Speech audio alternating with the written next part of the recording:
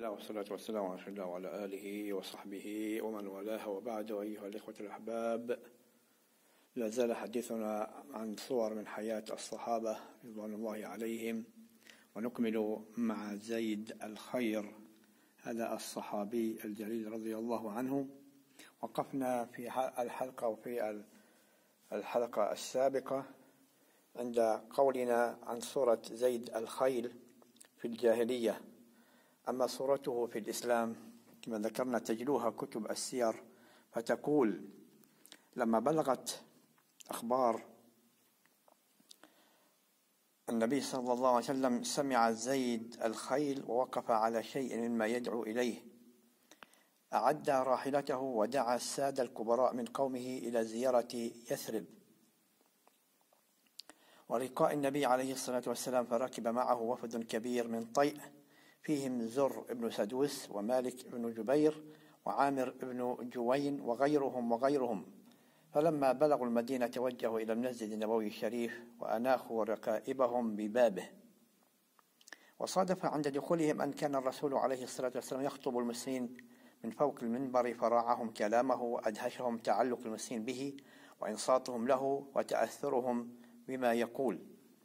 ولما أبصرهم الرسول عليه الصلاة والسلام قال يخاطب المسلمين: إني خير لكم من العزى ومن كل ما تعبدون، إني خير لكم من الجمل الأسود الذي تعبدونه من دون الله. قد وقع كلام الرسول عليه الصلاة والسلام في نفس زيد الخيل ومن معه موقعين مختلفين، فبعض استجاب للحق وأقبل عليه، وبعض تولى عنه واستكبر عليه، فريق في الجنة وفريق في السعير. أما زر بن سدوس فما كان دا يرى رسول الله صلى الله عليه وسلم في موقفه الرائع تحفه القلوب المؤمنة وتحوطه العيون الحانية، حتى دب الحسد في قلبه وملأ الخوف فؤاده، ثم قال لمن معه: إني لأرى رجلا ليملكن رقاب القوم، ليملكن رقاب العرب، والله لا أجعلنه يملك رقبتي أبدا. ثم توجه إلى بلاد الشام وحلق رأسه وتنصر. أما زيد والآخرون فقد كان لهم شأن آخر، فما إن انتهى الرسول عليه الصلاة والسلام من خطبته حتى وقف زيد الخيل بين جموع المسلمين، وكان من أجمل الرجال جمالا وأتمهم خلقة وأطولهم قامة، حتى إنه كان يركب الفرس فتخط رجلاه على الأرض كما لو كان راكبا حمارا. وقف بقامته الممشوقة وأطلق صوته الجهير وقال: يا محمد، أشهد أن لا إله إلا الله وأنك رسول الله. فأقبل عليه الرسول الكريم صلى الله عليه وسلم وقال له: من أنت؟ قال: أنا زيد الخيل ابن مهلهل. فقال له الرسول عليه الصلاة والسلام: بل أنت زيد الخير لا زيد الخيل. الحمد لله الذي جاء بك من سهلك وجبلك ورقق قلبك للإسلام.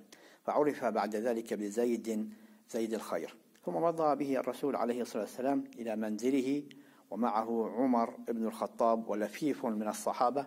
فلما بلغوا البيت طرح الرسول عليه الصلاة والسلام لزيد متكئا، فعظم عليه أن يتكئ في حضرة الرسول، ورد المتكئ، وما زال يعيده الرسول عليه الصلاة والسلام له ويرده ثلاثا. ولما استقر بهم المجلس قال الرسول صلى الله عليه وسلم لزيد الخير: يا زيد، ما وصف لي رجل قط ثم رأيته إلا كان دون ما وصف به إلا أنت. ثم قال له: كيف أصبحت يا زيد؟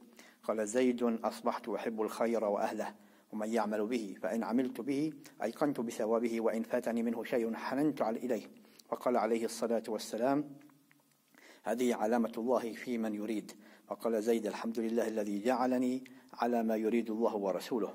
ثم التفت إلى النبي صلى الله عليه وسلم وقال له: أعطني يا رسول الله 300 فارس، وأنا كفيل لك بأن أغير بهم على بلاد الروم وأنال منهم. فأكبر الرسول عليه الصلاة والسلام همته هذه وقال له: لله درك يا زيد، أي رجل أنت؟ ثم أسلم مع زيد جميع من صحبه من قومه. ولما هم زيد بالرجوع هو من معه إلى ديارهم في نجد، ودعه النبي عليه الصلاة والسلام وقال: أي رجل هذا؟ كم سيكون له من الشأن لو سلم من وباء المدينة؟ كانت المدينة المنورة آنذاك موبوءة بالحمى، فما إن بارحها زيد الخير حتى أصابته. فقال لمن معه: جنبوني بلاد قيس، قد كانت بيننا حماسات أي حروب من حماقات الجاهلية، ولا والله لا أقاتل مسلما حتى ألقى الله عز وجل. تابع زيد الخير سيره نحو ديار أهله في نجد، على الرغم من أن وطأة الحمى كانت تشتد عليه ساعة بعد أخرى. قد كان يتمنى أن يلقى قومه وأن يكتب الله لهم الإسلام على يديه، وطفق يسابق المنية والمنية تسابقه، لكنها ما لبثت أن سبقته فلفظ أنفاسه الأخيرة في بعض طريقه، ولم يكن بين إسلامه وموته متسع لأن يقع في ذنب، رضي الله عنه ورحمه الله. أقول قولي هذا وأستغفر الله لي ولكم. بارك الله فيكم.